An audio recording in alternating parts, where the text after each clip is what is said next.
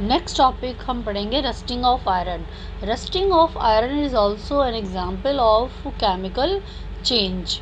Rusting क्या है? जैसे मैंने पहले बताया था कि हम आयरन की चीज़ को अगर हम मॉइस्चर मतलब ओपन में रख दें तो आफ्टर सम टाइम उसमें रस्टिंग हो जाती है, यानी एयर में जो मॉइस्चर प्रेजेंट है उसकी प्रेजेंस में रस्टिंग होती है।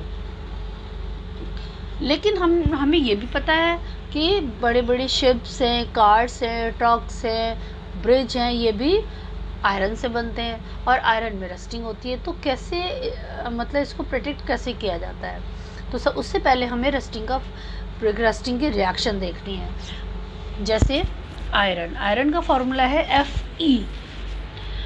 Fe प्लस ऑक्सीजन यानी O2। तो आयरन ने ऑक्सीजन से रिएक्शन करी और वाटर ये कहाँ से आया? ये है मॉइस्चर जो एयर में प्रेजेंट है। तो iron plus oxygen plus water, इन तीनों ने रिएक्शन करके क्या बनाया? रस्ट बनाई। रस्ट का फॉर्मूला है Fe2O3। For rusting the presence of both oxygen and water is essential, यानी ऑक्सीजन भी प्रेजेंस होना ज़रूरी है और वाटर भी प्रेजेंस होना ज़रूरी है। अगर हम ऑक्सीजन को हटा दें और सिर्फ वाटर रखें तब भी रस्टिंग पॉसिबल नहीं है। अगर हम वाटर हटा दें ऑक्सीजन हटा दें, वाटर रखें तो रस्टिंग नहीं होगी, और वाटर हटा दें, ऑक्सीजन खाली रिएक्शन करवाएं ऑक्सीजन से तो भी रस्टिंग पॉसिबल नहीं है। तो इसका मतलब क्या है कि रस्टिंग के लिए हमें ऑक्सीजन और वाटर दोनों का प्रेजेंस होना बहुत ज़रूरी है, तभी ये रिएक्शन हो सकती है। अगर मॉइस्चर ज़्यादा है, जैसे आजकल बारिश के मौसम में मॉइस्चर ज़्यादा होता है, तो रस्टिंग की प्रोसेस भी फास्ट हो जाती है। अब हम पढ़ेंगे कि कैसे हम अपने आर्टिकल्स को प्रिवेंट कर सकते हैं रस्टिंग से। जैसे हमने ग्रीस लगा दी, पेंट अगर हम लगा दें तो वो एयर के कांटेक्ट में नहीं आए। जब हम एयर के कांटेक्ट में आयरन के ऑब्जेक्ट को नहीं आने देंगे, उसके ऊपर पेंट लगा देंगे, ऑयल लगा देंगे, ग्रीस लगा देंगे। जैसे हम साइकिल में जब जंग लग जाता है तो हम ग्रीजिंग करवाते हैं, या हमारी किसी मशीन में जंग लग जाता है, वो चल नहीं पाती है तो हम उसमें ऑयलिंग करते हैं। तो इस तरह से हम प्रोटेक्ट करते हैं। हमारे घर में तवा होता है जिससे रोटी बनाते हैं, उसमें रस्टिंग हो जाती है। अगर हम उसको वॉश करके उसको सुखा के और ऑयल लगा दें तो उसमें रस्ट नहीं होगी। तो ऑयल या ग्रीजिंग करने का मतलब क्या है कि हम उसको एयर से प्रोटेक्ट कर रहे हैं, एयर में जो मॉइस्चर है उससे प्रोटेक्ट कर रहे हैं, और जब मॉइस्चर कांटेक्ट में नहीं आएगा तो उस पर रस्टिंग नहीं होगी। इसी तरह से हम पेंट करके भी रस्टिंग से बचा सकते हैं। जैसे हम कोई भी चीज़ हो उसमें हम पेंट कर दें तो हम पेंट का मतलब है हमने उसको एयर के कांटेक्ट में आने से उसको बचा लिया और हमने उसमें रस्टिंग नहीं होने दी। इसके अलावा एक और मेथड है कि आयरन के ऊपर क्रोमियम या जिंक की पॉलिश कर देना।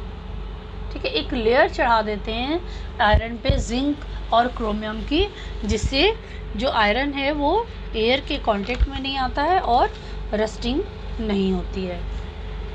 इस प्रोसेस को बोलते हैं गैल्वेनाइजेशन।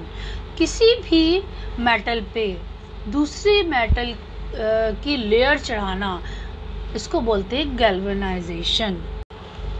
जो शिप्स होती हैं वो परमानेंट वाटर में ही रहती हैं। मोस्टली उनका जो पार्ट होता है वो वाटर में रहता है, और थोड़ा पार्ट जो अपर पार्ट होता है, अपर पोर्शन, वो पानी के ऊपर रहता है। तो जो पार्ट पानी में परमानेंट रहता है उसमें रस्टिंग की प्रोसेस बहुत ज़्यादा होती है। और दूसरा सी वाटर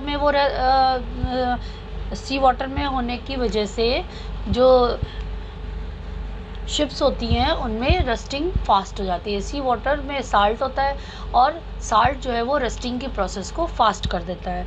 तो रस्टिंग उसमें पेंट होने के बाद भी रस्टिंग की प्रोसेस होती है। इससे बचने के लिए बार बार एवरी ईयर जो रस्टिंग की प्रोसेस उसमें हुई है उसको रिप्लेस करके नया आयरन लगाना पड़ता है।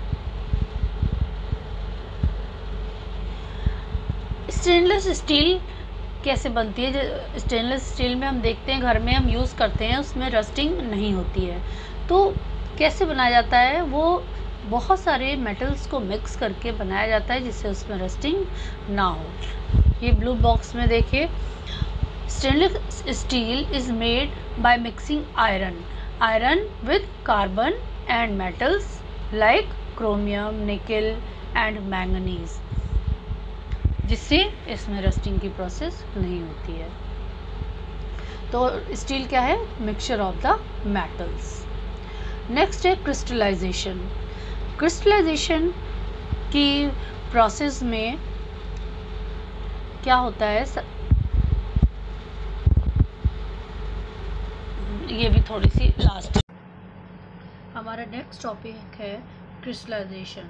क्रिस्टलाइजेशन के प्रोसेस के थ्रू हम सी वाटर से साल्ट को ऑब्टेन करते हैं। सी वाटर को एवोपरेट करके हम साल्ट के क्रिस्टल्स हमें मिल जाते हैं, लेकिन वो इम्प्योर होता है और उसके क्रिस्टल्स भी बहुत छोटे छोटे होते हैं। इसलिए हमें क्रिस्टलाइजेशन के प्रोसेस के थ्रू हम उसको ऑब्टेन करते हैं। ये प्रोसेस जो होती है क्रिस्टलाइजेशन की, ये एक फिजिकल चेंज है। क्रिस्टल्स बनाने के लिए हम एक बीकर लेंगे। बीकर में हमने 1 कप वाटर डाला है और उसमें डाइल्यूट सल्फ्यूरिक एसिड डाला है। डाइल्यूट सल्फ्यूरिक एसिड की कुछ ही ड्रॉप्स डालनी है और ये ध्यान रखना है कि जो सल्फ्यूरिक एसिड है वो डाइल्यूट हो, कंसनट्रेटेड ना हो। अब इसको हमें इस वाटर को गर्म करना है। जब ये बॉईल होना शुरू हो जाए तो उसमें कॉपर सल्फेट पाउडर जो है वो धीरे धीरे उसमें स्टिर करते हुए यानी मिलाते हुए उसमें कंटिन्यूअसली स्टिर करते हुए डालते रहेंगे, थोड़ा थोड़ा डालेंगे। कॉपर सल्फेट तब तक डालेंगे तब तक ही इसको स्टिर करते रहेंगे जब तक कॉपर सल्फेट सारा डिज़ोल्व नहीं हो जाता। अब इस सॉल्यूशन को फिल्टर कर देंगे। फिल्टर करने के बाद इसको कूल करेंगे। जब ये कूल हो जाएगा इसको थोड़ी देर के लिए ऐसे ही छोड़ देंगे कूल होने के लिए। जब ये कूल हो जाएगा तो उसके क्रिस्टल्स अपने आप बन जाएंगे। ये हैं इसके क्रिस्टल्स। तो ये प्रोसेस थी क्रिस्टलाइजेशन की। ये एक फिज़िकल चेंज है क्योंकि इसमें नई चीज़ कोई नहीं बन रही है, कोई नया सब्सटेंस नहीं बन रहा है, इसलिए ये फिज़िकल चेंज है। ये कीवर्ड्स हैं: chemical change, chemical reaction, crystallization, galvanization, physical change और रस्टिंग। ये सब मैंने पढ़ाया है, तो ये कीवर्ड्स अपनी लैंग्वेज में करने हैं। नेक्स्ट एक्सरसाइज में ये दिया हुआ है फोटोसिंथेसिस। ये हमें बताना है कि कौन सा केमिकल चेंज है, कौन सा फिजिकल चेंज है। तो फोटोसिंथेसिस केमिकल चेंज है, इसमें बहुत सारी केमिकल प्रोसेसेस होती हैं, इसलिए इसको ये केमिकल चेंज है। डिज़ोल्विंग शुगर इन वाटर, अगर हम वाटर में शुगर डिज़ोल्व करेंगे तो उसमें कोई नई चीज़ नहीं बनेगी, इसलिए ये क्या है? Physical change. और इसको दोबारा हम रिवर्स भी कर सकते हैं। बर्निंग ऑफ कोल, जहाँ भी बर्निंग आती है समझ लो वो केमिकल चेंज है, तो ये केमिकल है। मेल्टिंग ऑफ जो वैक्स है, मेल्ट करने के बाद दोबारा हमें वैक्स मिल जाता है, ये फिजिकल चेंज है। Beating aluminium to make aluminium foil, जब हम एल्यूमिनियम को एल्यूमिनियम फॉयल में कन्वर्ट करते हैं तो तब भी वो एल्यूमिनियम ही रहता है, कोई नया सब्सटेंस नहीं बनता, इसलिए अभी फिजिकल चेंज है। डाइजेशन ऑफ फूड, जब फूड डाइजेस्ट होता है हमारी बॉडी के अंदर तो उसमें रिएक्शंस होती हैं और बहुत सारी नए चीज़ें बनती हैं, नए सब्सटेंस बनते हैं, इसलिए इसको केमिकल चेंज कहते हैं। State whether the following statements are true और फॉल्स। ट्रू फॉल्स है जैसे cutting a log of wood, मैंने बताया था कटिंग, वुड की कटिंग करके छोटे छोटे पीसों में कन्वर्ट कर देना, क्या ये केमिकल चेंज है? नो, ये केमिकल चेंज नहीं है, ये फिजिकल चेंज है। नेक्स्ट है formation of manure from leaves is a physical change, यानी जो लीव्स होती हैं उनको, उनसे जो मैन्योर बनाया जाता है, ये एक केमिकल चेंज है, क्योंकि इसमें बहुत सारी रिएक्शंस होती हैं और एक नया सब्सटेंस बनता है जो जिसको हम मैन्योर बोलते हैं। तो ये है फॉल्स।